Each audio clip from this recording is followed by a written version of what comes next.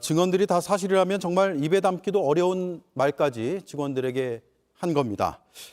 대통령실의 인사 문제가 계속 이어지는 이유를 잠깐 짚어보겠습니다. 박병영 기자 나와 있습니다. 일단 한 10년쯤 된 일이군요. 당시 검찰에서 왜 징계가 이렇게 잘 안 됐느냐라는 생각이 드는데요. 맞습니다. 일단 먼저 문제점을 두 가지로 짚어볼 수 있을 것 같습니다. 첫 번째는 조치 수준이 너무 낮았다는 겁니다. 성추행을 했는데 경고로만 끝났습니다. 네. 하지만 대통령실 설명대로 경미했던, 그러니까 사안이 가벼웠던 사안이 아닙니다. 검찰이 가볍지 않은 사안을 가볍게 처리한 겁니다. 두 번째는 승진 과정에서 아무런 문제가 되지 않았다는 겁니다.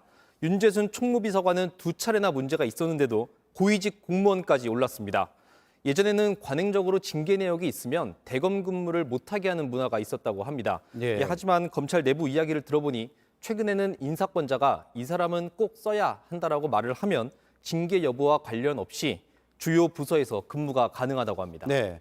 가볍지 않은 일인데 가볍게 결론을 내고 그 결론을 근거로 해서 대통령실에서는 인사에 문제가 없다라는 판단을 한 것으로 보입니다. 결국은 처음으로 돌아가면 제19 감사기 아니겠습니까? 맞습니다. JTBC는 2020년 검사 징계 사건을 전수조사해서 보도해드린 바 있습니다. 당시 10년치 징계 건수를 분석했을 때 98건 중 성비위 문제는 18건이었습니다. 네. 이 중 5건만 기소가 됐습니다. 이 뇌물수수 같은 중대범죄는 50건이 넘었는데도 수사나 기소를 하지 않은 게 70%에 달할 정도였습니다.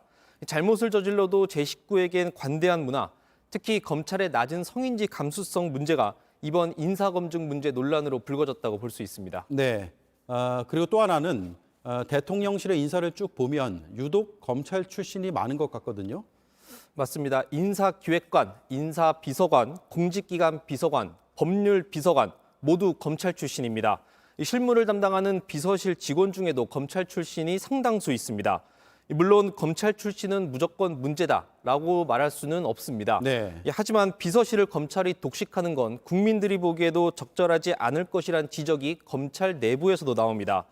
또 간첩 조작 사건에 연루됐던 이시원 공직기강 비서관이나 성추행에 연루된 윤재순 총무비서관처럼 검찰에서 일할 때 주요 보직을 맡았던 인물들에게 또다시 대통령 비서실에서 주요 보직을 맡기면서 더 큰 논란이 되고 있는 겁니다.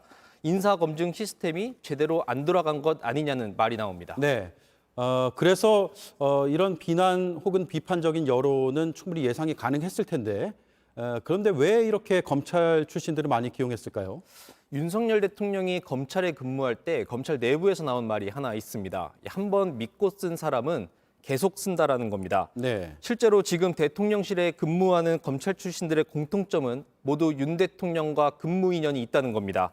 이 대통령실 대변인실에서 윤재순 총무비서관 임명에 대해 친분과는 아무런 상관이 없다고 했지만 이미 윤 비서관은 검찰 안에서 윤 대통령을 그림자처럼 수행했던 인물입니다. 그렇군요. 알겠습니다. 박병연 기자였습니다. 잘 들었습니다.